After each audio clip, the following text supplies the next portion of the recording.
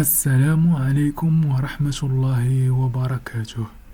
يواجه نادي ريال مدريد نادي جيرونا برسم الجولة 14 من الدوري الإسباني، ويلتقي نجما المنتخب الوطني المغربي في هذه المقابلة.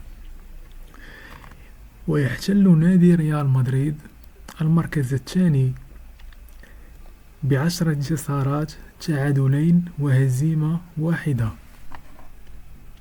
بينما يحتل نادي جيرونا المركز الثامن عشر بانتصارين، 5 تعادلات و6 هزائم.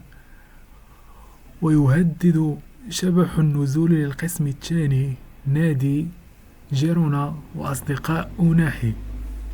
وسوف تلعب المقابلة اليوم على الساعة 9 بتوقيت المغرب، الجزائر وتونس، وستنقل على قناة بين سبورت 1 على ملعب مونيسيبال مونتيفي.